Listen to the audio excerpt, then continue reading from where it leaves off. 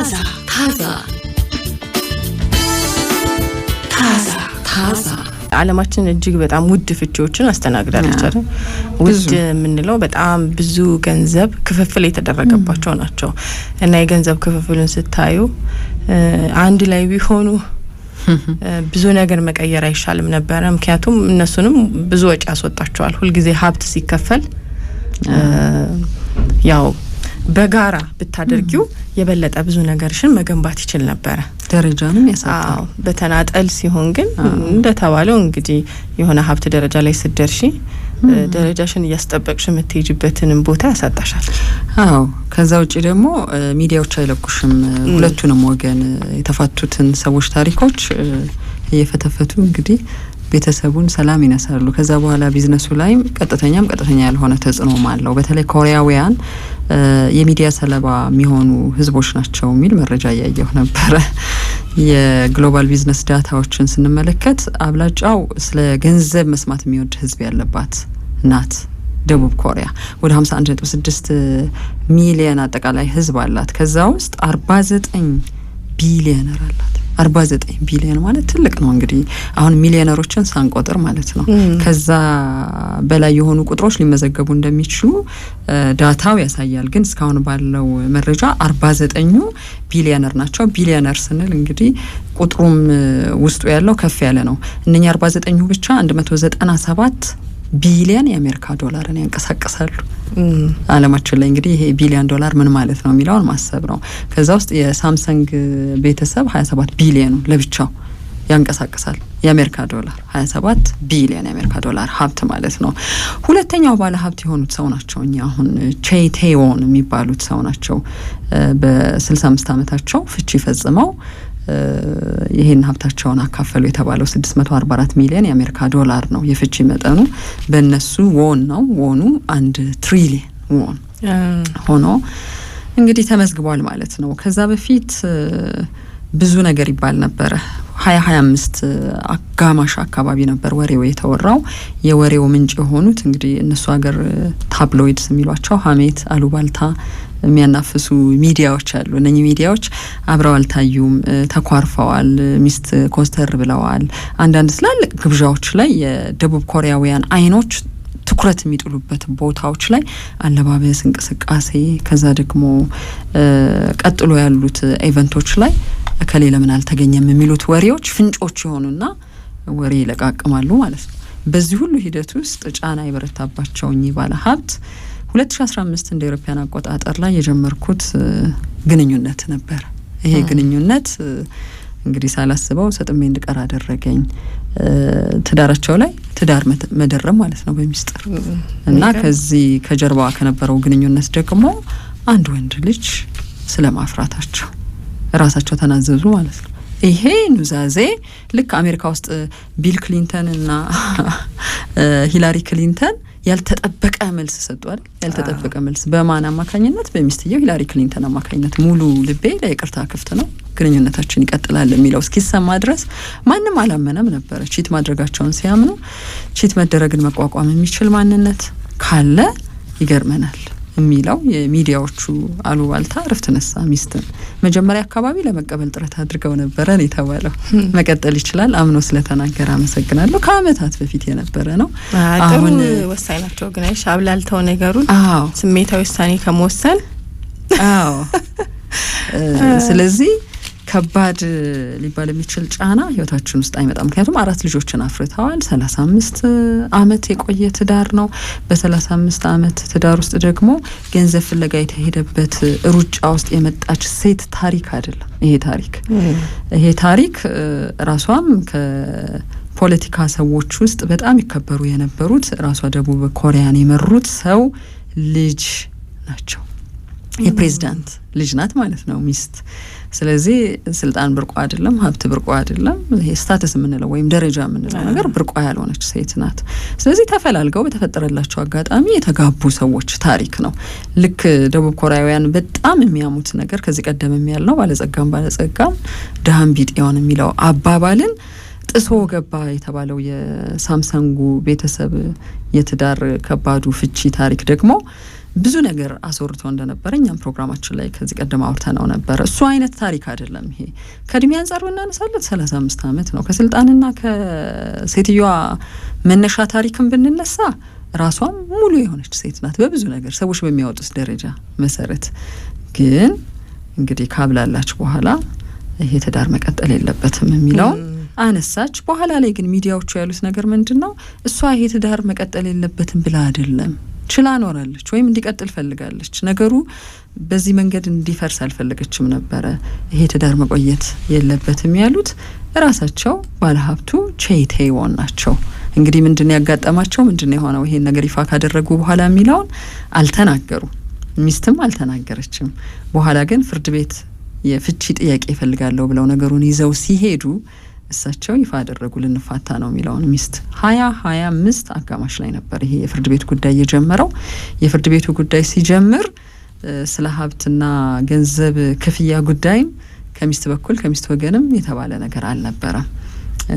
እኚህ ሰው ግን የተጠቀሰው የገንዘብ ክፍያ የሚታሰብ ነው። ይሄ እንደሚከፈል ይታሰባል ተብሎ የማይታመን ነገር ነው የሚለውን ብቻ አውርተው ነበር። ሚዲያዎች ግን በኮሪያ የመገበያያ ገንዘብ 1 ትሪሊየን ዎን ድረስ ሊሰጡ ግድ ነው። ምክንያቱም አብረው የገነቡት ገንዘብ ነው። እኚህ ሰው ፎርብስ ባወጣው የአጠቃላይ የተጣራ የሀብት መጠን 5.3 ቢሊዮን የአሜሪካ ዶላር ሀብት አላቸው።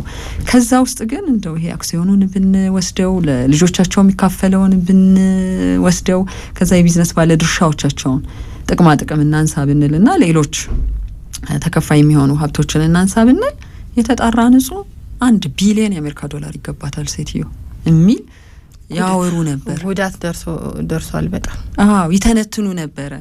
ስለዚህ ጥቅም ተብሎ የተበተነ ሳይሆን አሁን አንዳንድ ትዳሮች ውስጥ ረጅም ዓመት አስቆጥሯል። ትዳሩ 35 ዓመት 4 ልጆች ለትላልቅ ደረጃ የደረሱበት ትዳር ነው። ስለዚህ እቺ ሴት ይገባታል ከሚሉት ጎን ነኝ። ከ5.3 ቢሊዮኑ 1 ቢሊዮኑ ይገባል ብለው አሰሉላቸው። እንግዲህ ሀብታቸው በደንብ ስለሚታወቅ ተመዝግቦ ችግር የለውም ለማስላት። በኋላ ፍርድ ቤት ፈረደ። ይግባኛሉ። ይግባኝ ካሉ በኋላ ሰውየው አሁን ዛሬ የተፈረደው ነገር ምንድነው? ከፍተኛው የሀገሪቱ ፍርድ ቤት 644 ሚሊዮን የአሜሪካ ዶላር በእነሱ 944 ሚሊዮን ዎን እንዲፈረድ አደረገ ማለት ነው። ያው ለ1 ቢሊዮን ትንሽ ቀርታታለች። ትንሽ ስንል ያው ሩብ ሚሊዮን የአሜሪካ ዶላር ቀርቶታል።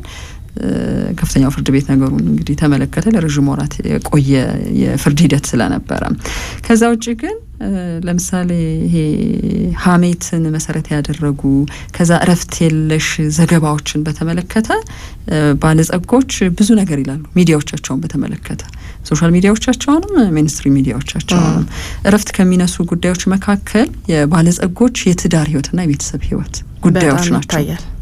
በጣም ይታያል። ማምን ለበሰ ከማጋር ታየ፣ በምን ጉዳዮች ላይ ገንዘብ አወጡ፣ ምን ደገሱ፣ ከሌና ከሌላ ሊለያዩ ይመስላል፣ ከጀርባ ያለ ተደበቀ የፍቅር ታሪክ ያላት ይመስላል ያለው ይመስላል የሚል ይሄ ቀጥታ በባለሀብቶቹ ታሪክ ላይ ብቻ ሳይሆን ባለሀብቶቹ ቤት ውስጥ የሚኖሩ እነከሌ ናቸው የማይባሉ ሰዎችን ሁሉ የሚያመሰቃቅል ታሪክ ነው። ምን እንደሆነ አይታወቅም። እነኛ ሰዎች ግን የሆነ ፖዚሽን ይኖራቸዋል እዛ ቤት ውስጥ። ሼፍ ሊሆን ይችላል፣ የሆነ ሰራተኛ ሊሆን ይችላል፣ ወይም ብራንቹ አለ አይደል ትሪዩን ስትስዩ እዛ ውስጥ ሌላ ጋብቻ ሌላ የፍቅር ታሪክ ተጀምሮ ሊሆን ይችላል። እነሱ ነገሮች ላይ ሂሳቦች ይሰራሉ። የገንዘብ ጉዳይ ትልቁ የደቡብ ኮሪያውያን መነጋገሪያ ጉዳይ ነው። አብላጫው ህዝብ እንደምናውቀው መካከለኛ ገቢ ያለው የሚባል ነው። ሚሊዮነር ነው፣ ቢሊዮነር ብዙ ህዝብ አላት። ስለዚህ ቀልድ አያውቁም። የስራ ጉዳያቸውም የገንዘብ ጉዳያቸውም የቤተሰብና ሪሌሽንሺፕ ጉዳያቸውንም በተመለከተ ኦዲት ያደርጉ ነው የሚኖሩት። ይሄ ኦዲት ማድረግ ግን ከባድ መዘዞችን እየያዘ የመጣ ብዙ ታሪኮችን በየአመቱ እንድንሰማ እያደረገ ነው። ከ2 ወራት በፊት የሀገሪቱ ፕሬዚደንት ይፋ ያደረጉት አንድ ጉዳይ ነበረ። አዋርድ ነው፣ እውቅና ነው የተሰጠው። ለ2 የሀገር ባለውለታዎች እውቅና ሰጣለሁ ብለው መጥተው ነበረ። ለ2 የሀገር ባለውለታዎች ተብለው ሂሮስ ኦፍ ኮሪያን ፒፕል የኮሪያ ህዝቦች ጀግኖች ብለው እውቅና ከሰጧቸው ባለሀብቶች ውስጥ አንደኛው እኚህ ሰው ናቸው። ቼይ ቴይዎን ናቸው።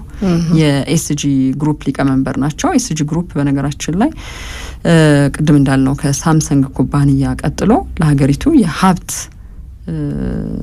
ማማ ላይ እንድትወጣ ምክንያት የሆነ ነው። የሴሚ ኮንዳክተር አምራች ነው። ከዛ ውጭ አሁን የኤአይ ዘመን አይደለ? ኤአይ ቡም እንዲያደርግ ምክንያት የሆነ የዓለማችን ኩባንያ ነው። ዓለም ላይ በጣም ብዙ ዲማንድ አለ ወይም ፍላጎት አለ የቺፖች ኤአይን መጠቀም የምንችልባቸው ቺፖች። እነኚህን ቺፖች ማምረት የሚችል ትልቁ ብራንድ የሆነ ኩባንያ ነው። የዛ ባለቤት ናቸው፣ ስራ አስፈጻሚ ናቸው። እኚህ ሰው በፕሬዝደንቱ እውቅና በተሰጣቸው በሁለተኛው ወር ግን ይህን ሀብት ክፈሉ ብሎ ከፍተኛው ፍርድ ቤት ይፋ አድርጓል። ስለዚህ በሁለት ወር ውስጥ አንድ ሽልማትና ሀገራዊ ሽልማትና አንድ ደግሞ የፍርድ ቤት ትዕዛዝ የ$644 ሚሊዮን የቀድሞ ባለቤቶ ይገባቸዋል ብሎ ፈርዶላቸዋል የሚል በደንብ መነጋገሪያ ሆኗል። ከሚስት በኩል የተባለ ነገር የለም፣ ከልጆች በኩልም የተባለ ነገር የለም። ገራሚ ነው። ግን ያው የሚያሳዝንም ነው አይደለም? አንዳንድ ግን ደግሞ የሚያሳየው ነገር አሁን ቺቲንግን በተመለከተ ከዚህ ሁሉ አመት በኋላ እንደዚህ ሆኛለሁ እንደዚህ አድርጌያለሁ ብለው በይፋ በግልጽ መናገራቸው መናዘዛቸው ብቻ በሁለቱ መሀል ያለው መተማመን ከዛ በኋላ ያስቀጥለዋል።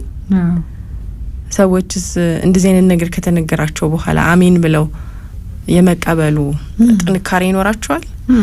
እየተጠራጠሩ ነው የሚኖሩት ወይስ ደግሞ በቃ ይቅርታ ካሮክ ይቅርታ አድርጌ ከዛ በኋላ ደግሞ የህይወት መቀጠል የለበትም ውሳኔ ነው የሚወስኑት የሚለውን በጣም የሚያሳይ ነውና በጣም የሂላሪ ክሊንተንንም እኮ ስታነሹ ያው በተለያየ ሁኔታ ውስጥ ያው የቺቲንግ ታሪክ ነው፣ ሁለቱም ውስልትና ታሪክ ነው።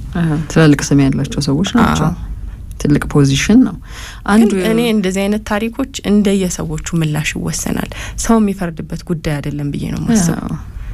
በሚዲያዎቹ ያለቃሏቸው ከ2015 ጀምሮ ያለውን ታሪክ አወጡ። እንግዲህ ምንድነው የበተናቸው የሚለውን እነሱ ናቸው የሚያውቁት። እና አሁን ምዕራባውያን ቢሆኑ በሁለቱም ወገን የምትሰሚው ኢንተርቪው ሁሉ ሊኖር ይችላል። አሁን እስያውያን ጋር እነ ኮሪያ ትንሽ ምዕራባውያን የመምሰል ላይፍ ስታይል አላቸው፣ ግን አንዳንድ ነገሮቻቸው ላይ ሚስጥራዊነታቸው ይገርመኛል። በቻሉት መጠን አንቀው የሚይዙት የቤተሰብ ታሪክ አለ። ፈልፍለው ለማውጣት ነው ጥረት የሚያደርጉት ሚዲያዎቹ። ግን በሌላ መንገድ ነገሩን አይተውት ያስገረመኝ ቅድም ያልኩሽ 12.1 ሚሊዮን የአሜሪካ ዶላር የወሰደው የጋርድ ጠባቂው የሳምሰንግ ቤተሰብ ልጅን አግብቶ ጉድ የሆነው ሰው ታሪክ ብለን ከዚህ ቀደም ያወራንለት የሊኩንሂ ታሪክን በተመለከተ ሚስተር ሲንደሬላ ነው ወይስ ሚስ ሲንደሬላ ናት የሚል ታሪክ አላቸው ደቡብ ኮሪያውያን። ከእያንዳንዱ የባለጸጎችና እውቅና ያላቸው ሰዎች ፍቺ በኋላ በዚህ ይወስናሉ። እንዴት ነው የተገናኙት? ይሄ አጭቤ ነው አይደል? ሿሿ ነው አይደል? በትዳር ስም በፍቅር ስም ገብቶ ላፋርጎ ወጣ አይደል? ተካፈለች የሚለውን ይለያሉ። እቺ ሴት ቢያንስ ሲንደሬላ አይደለች። አመጣጧ በተመሳሳይና በሚቀራረብ ታሪክ ውስጥ ያለፈ ነው። ስለዚህ አይገባትም ነው። አይ ይገባታል። እንደውም አይገባትም ማለት ይሄ የተደረገባት ነገር አይገባትምና የበለጠ እንዲያውም እንዳሳለፈችው ህይወት የምትካፈለውም ሀብት መሆን ነበረበት መጨመር ነበረበት ነው። 4 ልጆች ወልዳለች። ስለ ገንዘብ ብላ የኖረች ሴት አይደለችም ነው አመጣጧ። ስለ ፍቅርና ስለ ህይወት ብላ አብራ የኖረች ሴት ናት። ስለዚህ ወይ ብቻ አስገራሚ ታሪክ ነው። እሷን ዛሬ በጣም መነጋገሪያ ሆኗል። ዓለም አቀፍ ሚዲያዎች ላይ ተወስኗል። በቃ ይከፍላሉ ማለት ነው እሳቸው።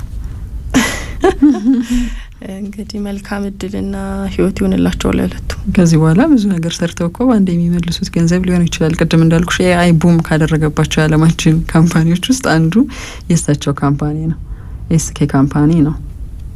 እሺ ታዛ ነው እየሰማችሁ ያላችሁ።